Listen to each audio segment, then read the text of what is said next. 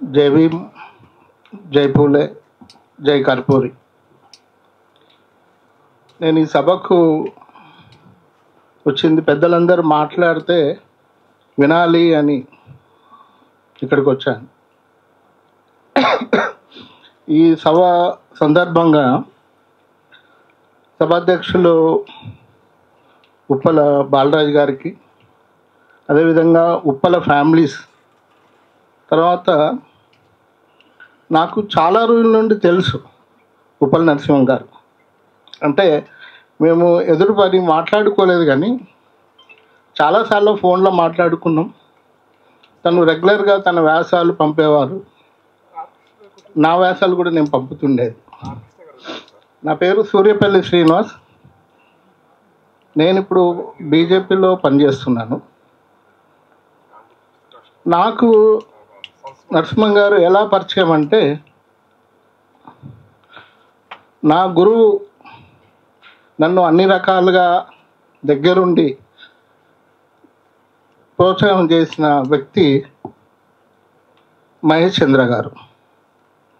మహేష్ చంద్ర గారి పెద్ద సిస్టర్ అనుకుంటా, నాకు తెలిసి చిన్న సిస్టర్ అనుకుంటా, నరసింహం గారి భార్య. కాకపోతే వ్యక్తిగతంగా కలవలేకపోయినాము. ఇంతకుముందు సార్ చెప్పారు 84కు ఎలా ఉండేది, 84 తర్వాత ఎలా ఉన్నారు అనేది. ఒక 84 అనేది నాకు కూడా రిలవెన్స్ ఏముంది అనిపించింది. 84 నేను 10th పాస్ అయిన తర్వాత హన్మకొండలో junior college MPC first year చదువుతున్నాను. మాది Kumarpalli, Hanamkonda. Highly influenced area, నక్సలైట్లు, రాడికల్స్. మా కాలేజ్ కూడా అప్పటి వరకు కూడా ఎలక్షన్స్ జరుగుతుండేది, ఏబీవీపీ తర్వాత ఈ పార్టీ రాడికల్స్ది. అప్పుడు అక్కడ జరుగుతున్న ఈవెంట్స్ అన్నీ దగ్గరగా చూస్తుండేవాళ్ళం. కానీ ఎందుకో దగ్గరగా పోయి మళ్ళీ భయంతో వెనుకకు వచ్చిన వ్యక్తిని నేను. అంటే అట్లా వెనుకకు రావడానికి కారణం నా పేదరికమే కావచ్చు, కానీ నాకు ఒక భయం ఉండేది. ఆ భయమే నన్ను దూరం చేసింది. మీ ముందు ఇలా ఉన్నాను నేను. నాకు ఒక మంచి మిత్రుడు ఉండేది. అంటే మనం ఆ పదాలు వాడొద్దు కానీ దళిత అని అనొద్దు. నా దగ్గర మిత్రుడు హైలీ ఇంటలెక్చువల్.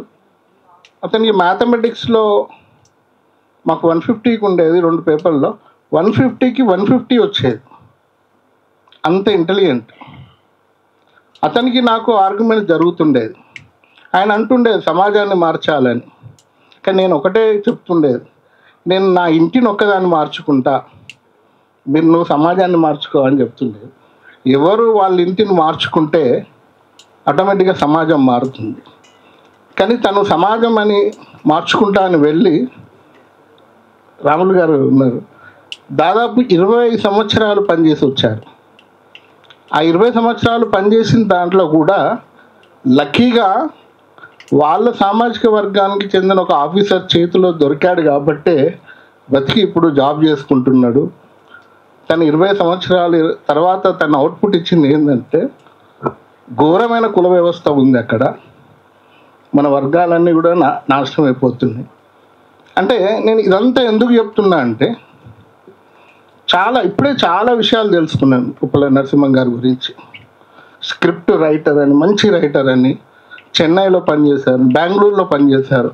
ఆ కాలంలో ఇంత ఎక్స్పోజర్ ఉన్న వాళ్ళు, సమాజం మీద ఇంత అవగాహన ఉన్న వాళ్ళు, ఈ సమాజం మా కులం నుండి పుట్టిన వాళ్ళు ఇంతమంది ఉండగా ఒక్క ఎమ్మెల్యే ఎందుకు కాలేకపోయాడు అని నా ఆలోచన. ఎందుకంటే నేను రాజకీయాల్లో ఉన్నా కాబట్టి నా డైరెక్షన్ అంతా, ఓరియంటేషన్ అంతా అటువైపే ఉంటుంది.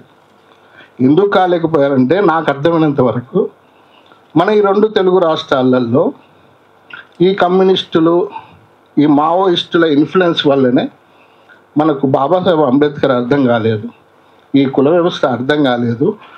మనలో ఉన్న ఇంటలెక్చువల్స్ అందరినీ కూడా చాలామంది కూడా డైవర్ట్ అయిపోయాము, ఒక ఎమోషనల్గా అట్రాక్ట్ అయ్యాము.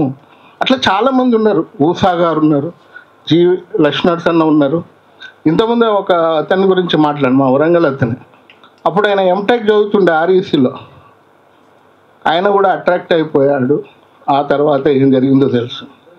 తెలంగాణ వచ్చిన తర్వాత కూడా శృతి అనే అమ్మాయి చనిపోయింది. ఆవిడ కూడా మన కులస్తురాలి.